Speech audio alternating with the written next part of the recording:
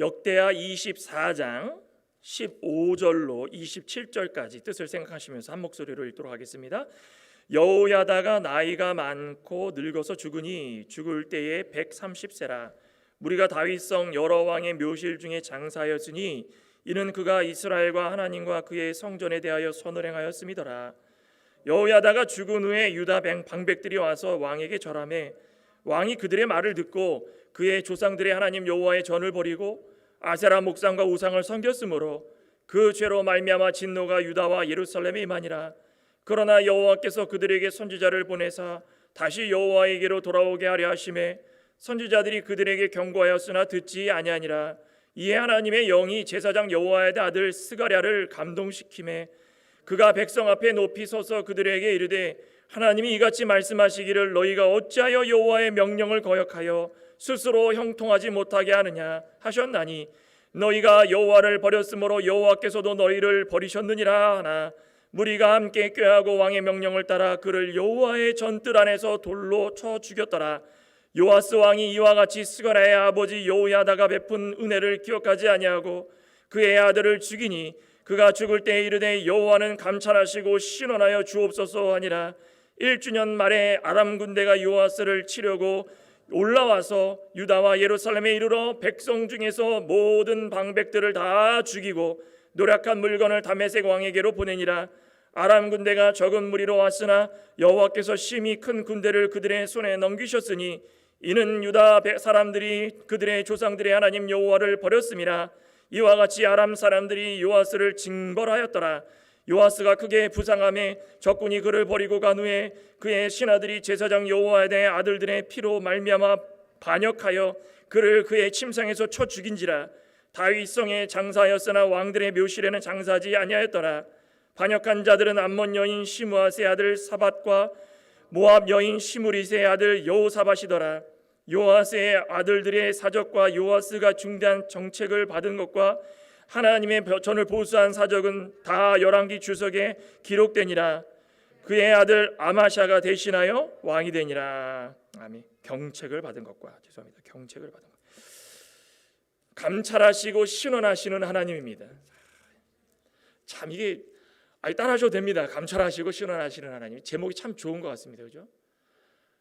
읽으면은 막 속이 괜찮으십니까? 저는 읽으면 막 답답하고 어떻게 이렇게 살 수가 있는가? 그런데 이것이 성경에 기록됐다라는 것은 누구나 다 이렇게 살 수 있다라는 것입니다. 감찰이 무엇입니까? 감찰. 자세하게 들여다보는 겁니다. 자세하게 지켜보는 거. 신원하다라는 말은 무슨 말입니까? 되갚아주다. 자세히 보다가 그것을 되갚아주는 겁니다. 어떻게 보면 좀 섬뜩한 말이죠. 그죠? 우리의 일거수일투족을 쫙 보고 있다가 그것을 되갚아준다. 만약에라도 못하고 있으면 못하는 대로 되갚아주는 거고 잘하고 있으면 잘하는 대로 되갚아주는 겁니다. 근데 오늘 말씀 속에서는 어떻습니까? 못해도 이렇게 못할 수가 없습니다. 남유다가 나름 하나님께서 다윗 왕조라는 그 귀한 계통을 선물로 주시고 다윗 왕조의 그 흐름을 끊이지 않기 위해서 내가 너의 왕권이 끊이지 않게 하겠다라고 약속까지 주셨습니다. 그거 언약 붙들고서 살아가면은 문제가 전혀 될 일이 없습니다. 그런데 자꾸 멀리하고 또 멀리하다 보니까 하나님께서 주시고자 하는 많은 은혜들을 바라보지 못합니다. 하나님께서 준비해 두신 은혜를 바라보면 그들이 이렇게 할 수 없다는 것입니다. 그냥 눈앞에 있는 권력이나 눈앞에 있는 경제적인 거나 눈앞에 있는 그 근시안적으로 살다 보니까 이 북이스라엘의 못된 모습을 다 손을 잡고, 그죠? 북이스라엘의 그 모습을 손을 잡아가지고 그 뭐가 있습니까? 그 왕권 찬탈한 그 아달랴가 어느 출신입니까? 북이스라엘 출신 아닙니까? 아합과 이세벨의 그 밑에서 아달랴가 다 보고 들은 거, 그 남유다에 결혼을 시켜가지고 그 아이 남유다를 그렇게 망친 것이 아달랴 아니겠습니까? 그런데 이 8대 왕으로 7살 된 요아스, 그 요아스가 왕이 될 때에 그 힘든 시기에 아달랴 그 협박과 죽임의 그런 모든 일들과 또 성전을 회파하는 일들과 아달랴가 수없이 많은 일들을 여호사밧이었나요? 그 섭정하면서 아유 그냥 어떻게 해서든 모든 것을 다 쥐고 흔들려고 하다가 마침내 망쳐놓을 건 다 망쳐놓고 자신의 권력은 땅에 떨어지게 됩니다. 근데 그 와중에 7살 된 요아스를 왕으로 세워주셔가지고 힘든 시기에 제사장 여호야다, 고모부죠, 고모부 여호야다에서 말씀을 배우고 또 말씀을 통하여 가지고 최대한 잘 자라고 그래서 왕의 자리까지 잘 오릅니다. 그러면 임기 초기에 볼 때 우리가 생각하면은 야 그러면 요아스는 말씀을 잘 배웠으니까는 그 여호야다의 그 신앙을 본받아 가지고 잘하겠지. 이게 성전을 보수하기 시작합니다. 최선을 다합니다. 아 이거 봐, 우리가 이렇게 잘 배운 사람들은 이렇게 하는 거구나.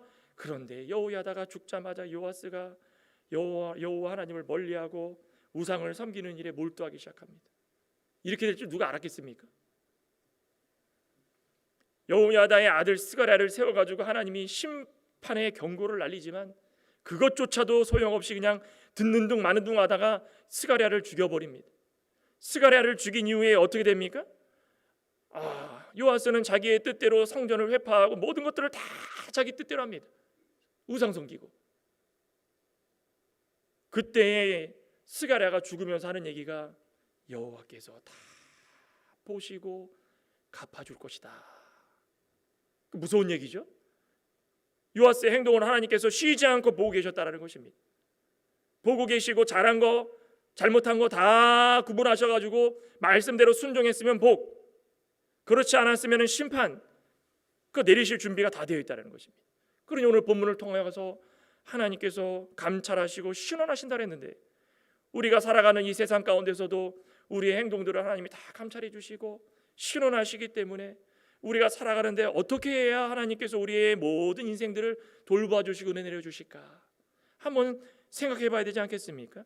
오늘 이 말씀 가운데 이 하고자 하는 내용은 이겁니다. 첫째는 하나님은 하나님의 자녀가 돌아오기를 감찰하시고 신원하고 계신다. 돌아와라. 오늘 본문 15절 한번 볼까요? 여호야다가 나이가 많고 늙어서 죽으니 죽을 때에 130세라. 무리가 다윗성 여러 왕의 묘실 중에 장사였으니 이는 그가 이스라엘과 하나님과 그의 성전에 대하여 선을 행하였습니다. 여호야다가 남유다에서 행한 일들이 제사장으로서 충성을 다하면서 요아스를 6년간 성전에서 키우면서 왕으로 세웠습니다. 혈육으로 따지면 고모부니까 더 뭐 정성껏 키웠겠지만 혈육 그런 게 아닙니다. 그냥 하나님의 뜻 가운데 내가 이 요아스를 끝까지 키워놔야 하나님께서 이 남유다를 어떻게 해서든 세워주실 것이다라는 그 마음으로 그 요아스를 돌본 겁니다. 그러면서 키워나가면서 왕으로 8대 왕으로 세워놓고선 그냥 내버려 뒀겠습니까? 시시때때로 요아스에게 하나님 말씀들을 잘 전했을 겁니다. 그러니까는 요아스 왕이 즉위하자마자 성전을 보수하는 일과 나라를 재건하는 일에 최선을 다했습니다.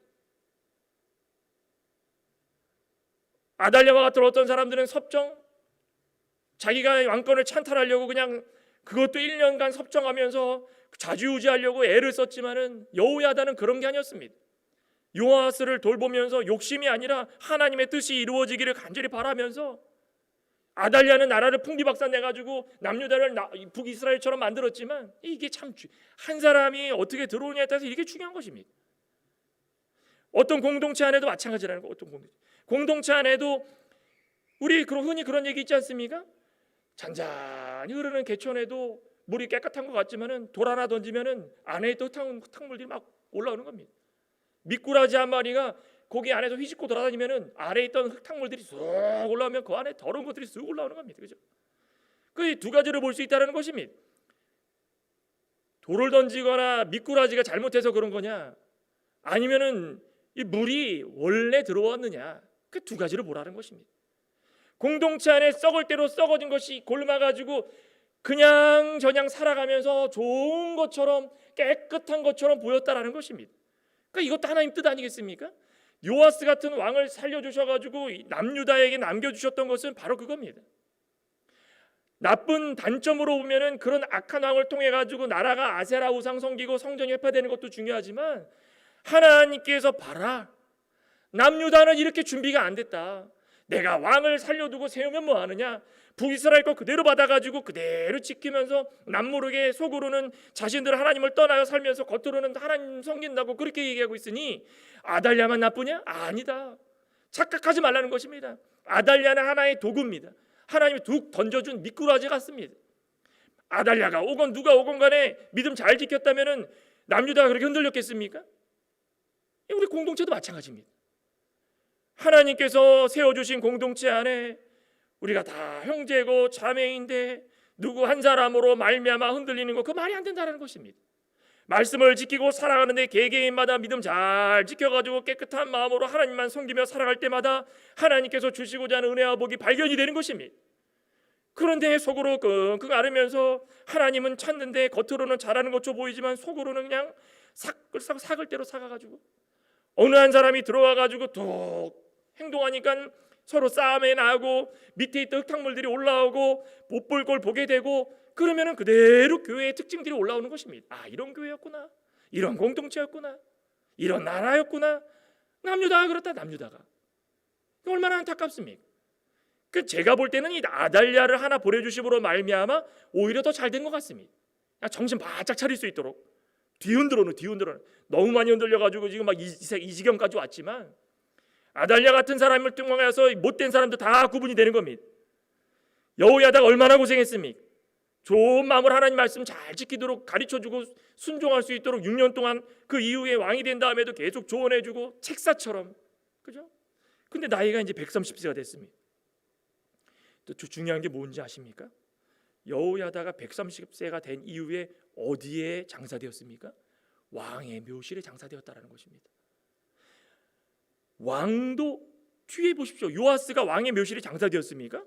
뒤에 보면은 요아스가 죽은 이후에 왕의 묘실에 장사 안 됐습니다. 그죠? 그런데 여호야다가 왕의 묘실에 장사되었다는 얘기는 그만큼 하나님 중심주의로 살았고 하나님 외에는 다른 영향력에 끼치지 않았다라는 것입니다. 무엇을 본문에서 말씀하고 있는 걸까요?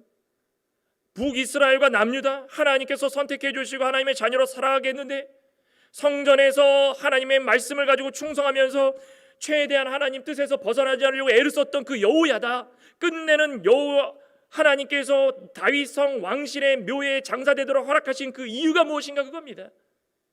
인생을 살아가는 데 있어서 이런 사람이 필요하다. 이런 사람, 여호야다 같은 사람이 필요하다는 것입니다. 우리 성도도 믿음 생활에 있어서 구심점이 필요하죠.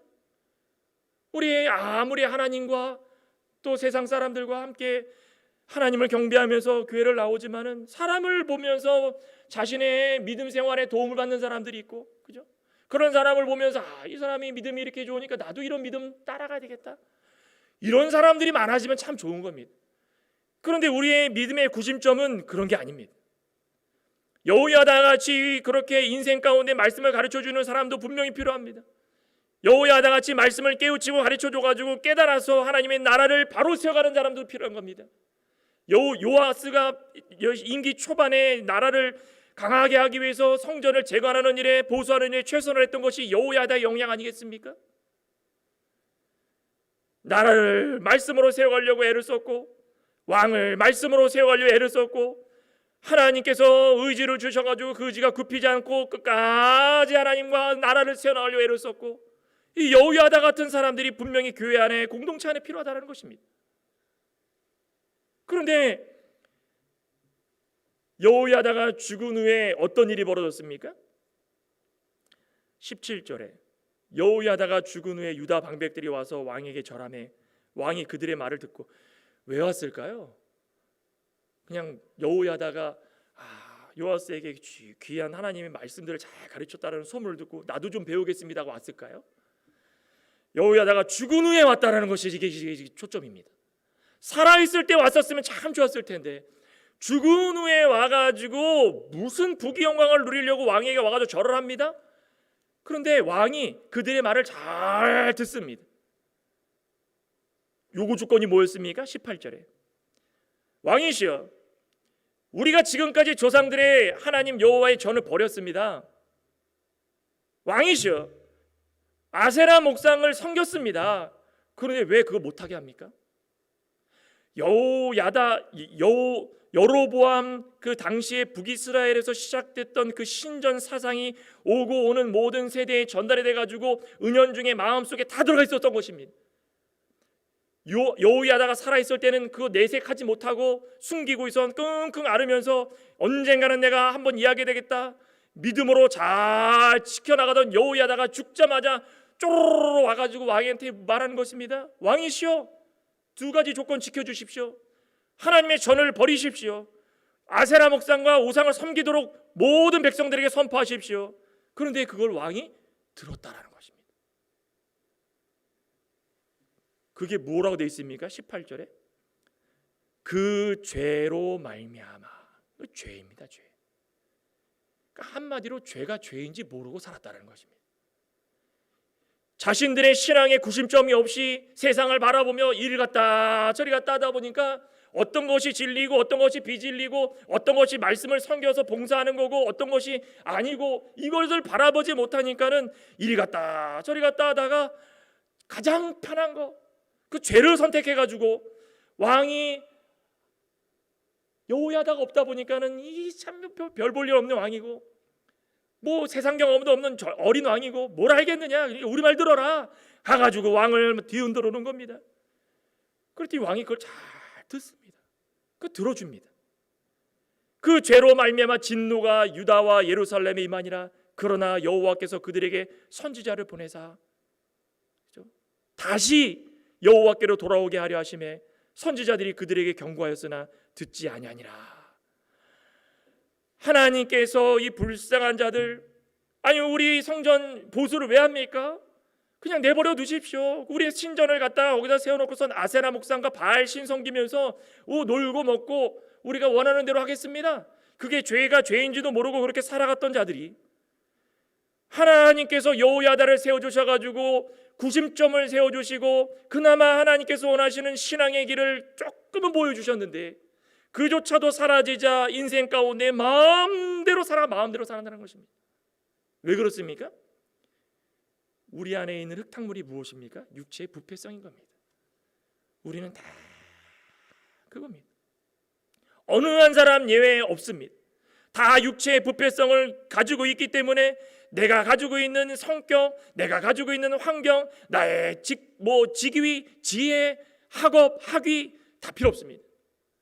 우리가 가지고 있는 이 육체의 부패성 때문에 하나님께서 날마다 우리의 구심점이 사라지면은 우리를 죄 가운데 빠지게 만드는 사람들이 자꾸 생기기 시작한다는 거예요. 흔들어.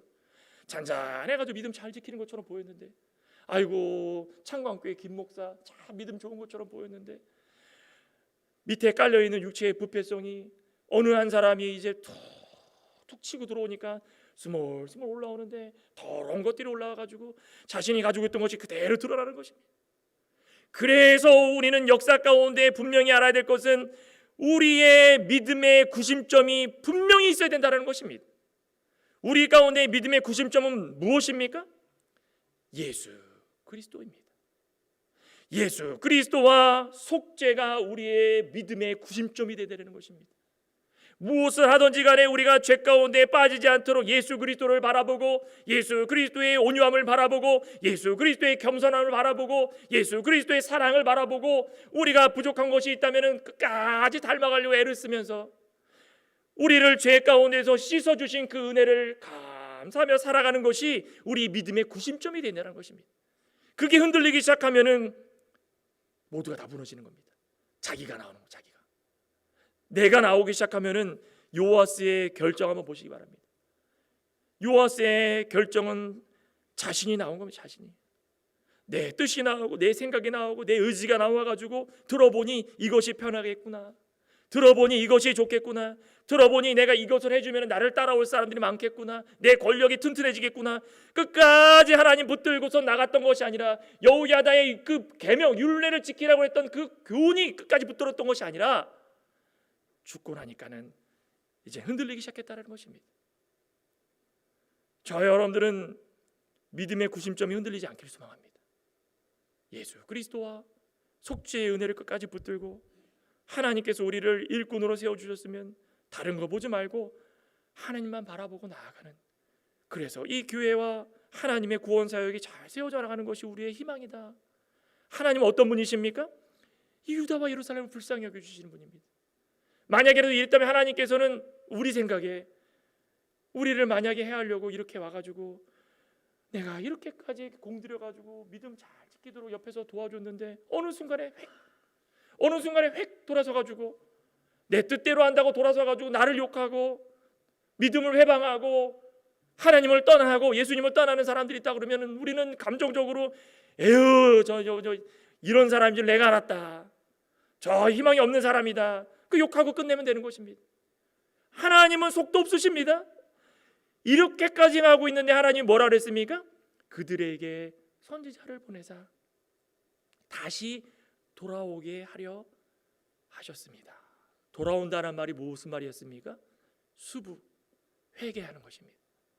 하나님은 불쌍히 여겨주셔가지고 하나님이 붙드는 자들은 끝까지 붙들어가지고 선지자도 보내주시고 회개할 수 있는 기회도 주시고 경고를 통하여가지고 듣도록 해주시고 듣는 귀가 부족하다 그러면 시시때때로 분초를 다투면서 계속적으로 하나님 말씀을 듣게 해주시고 변화되게 해주셔가지고 끝내는 회개를 해서 하나님의 은혜를 깨닫게 해주시는 것이 그게 하나님의 역사라는 것입니다.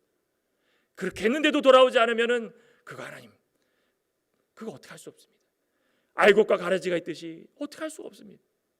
우리는 그 도구로 쓰여달라고 하나님께서 우리를 도구로 쓰여주실 때마다 감사한다고 우리는 그게 최선 아니겠습니까? 감찰하시고 실현하실 때마다 하나님께서 바로 우리 인생의 믿음의 구심점이 무엇인지를 끝까지 붙들고 나가면 하나님이 떠난 자들을 돌아오게 해주시는 것입니다. 둘째는 감찰하시고 신원하신 하나님은 죄를 찾아 응징하십니다. 죄를 찾아. 20절 한번 볼까요? 이에 하나님의 영이 제사장 여호야다의 아들 스가랴를 감동하시매 그가 백성 앞에 높이 서서 그들에게 이르되 하나님이 이같이 말씀하시기를 너희가 어찌하여 여호와의 명령을 거역하여 스스로 형통하지 못하게 하느냐 너희가 여호와를 버렸으므로 여호와께서 너희를 버리셨느니라 무리가 함께 꾀하고 왕의 명령을 따라 그를 여호와의 전 뜰 안에서 돌로 쳐 죽였더라. 아이고 하나님 버리셨다 그래가지고 잘됐네 하나님 버렸으니까 우리도 하나님 버리겠다 이게 맞습니까? 제 상식선에서는 이건 도저체가 이해가 안 되는 것입니다. 그런데 하나님을 떠나고 세상을 바라보는 사람들 선에서는 당연한 것이 당연한 것. 그죠? 하나님이 나를 버렸는데 내가 하나님 버리는 게 얼마나 대단한 거 아니다. 하나님 나를 사랑하시면 나도 사랑하겠다. 근데 하나님 나 버렸는데 내가 미련이 뭐가 있겠느냐. 하나님이 여호야다의 아들까지 세워가지고 스가랴를 감동시키셨다는 것은 성령 하나님께서 스가랴의 마음에 들어가셔가지고 말씀으로 변화시켜서 이것을 전하지 않으면 안 되겠다 싶어가지고 스가랴를 세우신 겁니다. 높은 데 서가지고 백성들 앞에 가가지고 말합니다. 하나님이 말씀합니다. 어찌하여 여호와의 명령을 거역하십니까? 듣는 사람들이 어떻을까요? 저놈도 죽이자. 어찌하여 여호와의 명령을 거역하십니까? 스스로 형통하지 못하게 했느냐? 스스로 형통하지 못하겠다는 건 미련한 자라는 미련한 자. 다 눈에 보이는 복이 있는데도 불구하고 그거 미련하게 굴어가지고 하나님 명령 지키지 못한다는 것입니다. 하나님 말씀을 지키지 못한다는 겁니다. 점점 패역한 일만 저지른다는 것입니다. 그래서 하나님은 극처방을 내리시 극처방을. 우리 에스겔서에도 그렇죠. 이때만 이런 게 아닙니다. 우리 때마다 시간마다 세대마다 하나님께서 항상 하시는 일이 바로 이겁니다. 역사하시는 하나님은 늘 우리 가운데서 이런 일들을 행하시고 계시. 지금 이 순간에도 마찬가지입니다. 지금 이 순간에도 에스겔 3장 25절에 그러죠. 그 당시에 예레미야는 이 가나안 땅에 남아 있다가 애굽으로 억지로 팔려나가고 그죠? 거의 반강제적으로 데려가고 에스겔은 바벨론으로 가고 그런 일들이 벌어지죠. 근데 에스겔이 이 선포를 합니다. 이런 말씀을 너 인자야 3장 25절에 보라 무리가 내 위에 줄을 놓아 너를 동여매니래 매리니 내가 그들 가운데서 나오지 못할 것이라 내가 내 혀를 내 입천장에 붙게 하여 내가 말 못하는 자가 되어 그들을 꾸짖는 자가 되지 못. 야 이게 무서운 얘기 아닙니까? 아예 에스겔이 선포하는 말조차도 입천장에 붙게 해가지고 하나님의 하시는 말씀까지도 착 받게 만드는 것입니다. 왜 그랬습니까?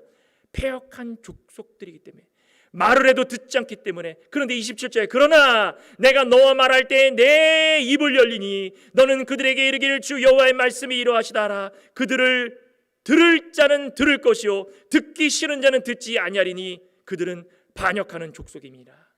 듣는 게 있는 자는 들으라는 것입니다. 들을 수 있는 자들은 들으라는 것입니다.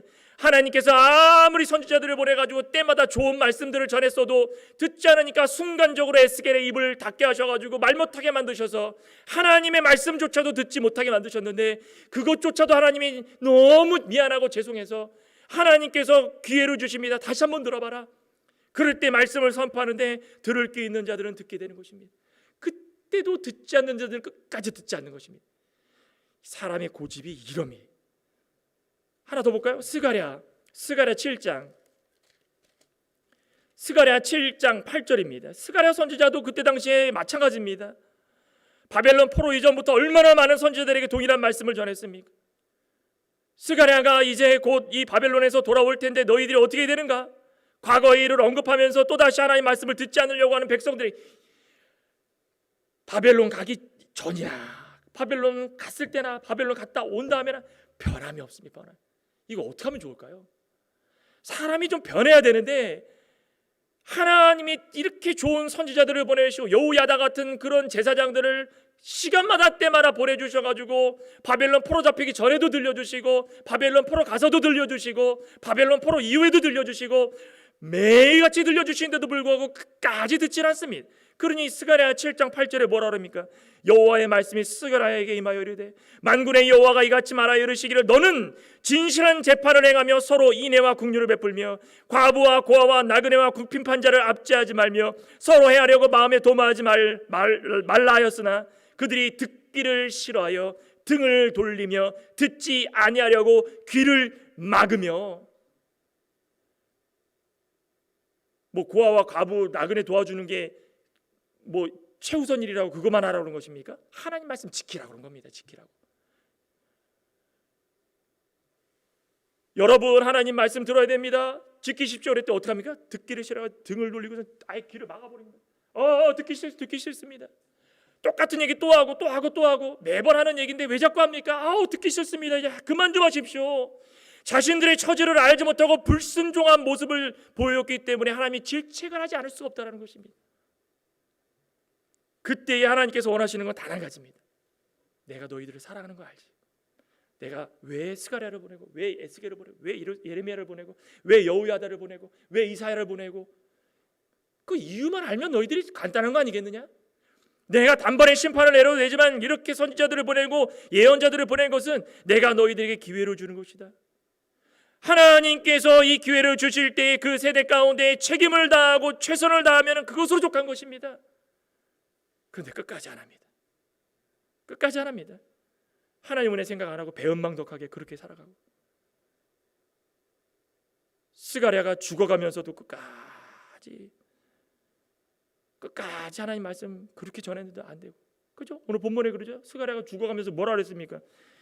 20절에 하나님의 영이 제사장 여호야다의 아들 스가랴를 감동시키며 그가 백성 앞에 높이 서서 그들에게 이르되 하나님이 이같이 말씀하시기를 너희가 어찌하여 여호와의 명령을 거역하여 스스로 형통하지 못하게 하느냐? 너희가 여호와를 버렸으므로 여호와께서도 너희를 버리셨느니라. 무리가 함께 꾀하고 왕의 명령을 따라 그를 여호와의 뜰 안에 돌로 쳐주. 여호와의 전을 얼마나 우습게 여겼으면 그 선지자의 그 제사장의 아들 스가랴를 성령의 감동으로 말미암아 말씀 전하는 자를 지금으로 얘기하면은 교회 성전 안으로 들어와가지고 여기서 때려 죽인 겁니다. 22절에 요아스 왕이 이와 같이 스가랴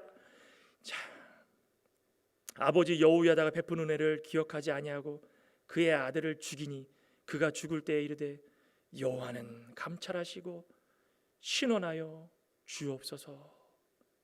스가랴가 죽어가면서 그렇게 이야기, 죽어가면서 요아스가 이래도 됩니까? 어떻게 산 생명인데 조금이라도 생각이 있으면은 야, 안 된다 하다못해 여호와의 전뜰은 안 된다. 제가 생각할 땐 요거는 좀 막았으면 좋았을 것 같아요. 그죠? 죽이면 안 되지만 여호와의 전뜰은 안 된다. 요 한마디 못 합니까? 더 나아가가지고 내가 왕인데 함부로 하나님께서 세워주신 그 선지자들을 죽여서는 안 된다. 제사장의 아들 스가랴 죽이지 말아라. 이 한마디 못합니까? 귀가 있어도 듣지 못하고 입이 있어도 말하지 못하고 생각하지 못하는 그런 어리숙하고 패역한 세대에 물들어져서 이제는 아무것도 못하는 자가 되었다라는 것입니다. 하나님은 감찰하시고 신원하십니다. 그 결과에 철저하게 응징하실 것을 부탁한 것입니다. 사실관계를 따져가지고 하나님이 회개하지 않는 자들에게는 심판을 내리십니다. 어떤 심판이 나옵니까? 우리 셋째로 볼 수 있는 거 바로 이겁니다. 하나님을 버리면 하나님도 그를 버리신다. 이게 감찰하시고 신원하신 하나님입니다. 23절에 보십시오. 1주년 말에 좋다고 이제 왕을 1년을 했습니다. 시리아 군대가 요아스를 치려고 옵니다. 올라와가지고 유다와 예루살렘에 이르러가지고 백성 중에서 모든 방백들을 다 죽이고 노력한 물건을 다메섹 왕으로 다 보내버립니다. 열왕기하서에 보면은 성전 기물까지도 빼다가 줍니다. 나무 성전 기둥에 보물까지 다 금도 긁어다가 줍니다.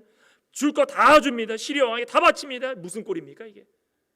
하나님의 뜻대로 세워진 왕, 힘들게 아달랴의 그 죽음의 골짜기에서 벗어나가지고 6년간 성전에서 말씀으로 잘 자라나서 이제는 됐다 해가지고 왕으로 세워놨더니 웬걸 아달랴만큼 이 나쁜 죄를 범하면서 하나님 뜻 어기면서 이게 무슨 꼴이 된 겁니까? 방백들 다 죽었습니다. 아람 시리아 군대가 적은 무리가 왔는데 여호와께서 심히 큰 군대를 그들의 손에 넘기셨으니 적은 무리가 왔는데 예루살렘과 유다 백성들은 다 아예 성전 기물까지 줄 정도로 군대 방백들 다 죽고, 이는 유다 사람들이, 여기 뜻이 나오죠. 분명한 하나님의 뜻이 나옵니다.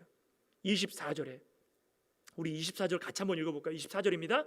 아람 군대가 적은 무리로 왔으나 여호와께서 심히 큰 군대를 그들의 손에 넘기셨으니 이는 유다 사람들이 그들의 조상들의 하나님 여호와를 버렸습니다. 이와 같이 아람 사람들이 요아스를 징벌하였더라. 하나님을 버리니까 하나님도 그들을 버린 겁니다. 회개할 기회를 줬는데 회개하지 않으니까 하나님이 심판을 내리신 겁니다. 요아스를 버리셨습니다. 징벌하셨습니다. 하나님은 공의의 하나님이십니다. 하나님은 다 보고 계시면서 그 뜻대로 원하시는 대로 역사해 나가시는 것입니다. 요아스가 크게 부상함에, 자 보십시오. 요아스가 하나님의 뜻대로 했으면 이렇게 됐을까요? 적군이 그를 버렸습니다. 첫 번째, 왕인데, 남유다 왕인데 그를 버려버렸습니다. 그랬더니 버린 후에 누가 나타납니까? 그 신하들이 제사장 여호와의 아들들의 피로 말미암아 아마도 여호야다 밑에서 잘 배웠던 신하들 같습니다. 신하들이 반역을 해가지고 그의 침상에서 쳐 죽여버렸습니다. 이런 반역들은 얼마든지 있어야 됩니다. 그죠? 얼마나 못됐습니까? 여호와스도 그렇고 백성들도 그렇고. 그랬더니 다윗성에서 장사하였으나 왕들의 묘실에는 들어가지 못하였더라. 들어갈 수가 없다라는 것입니다. 하나님께서 우리 가운데 믿음의 양심을 가지고 살아가면서 어디에 붙잡혀서 그 붙들림대로 살아가느냐가 하나님이 감찰하여 실현하는 중에 다 보고 계시는 것입니다. 우리가 하나님 말씀 붙들고 살아가다 보면 하나님께서 어려움 당할 때 도와주시고 승리케 해주십니다.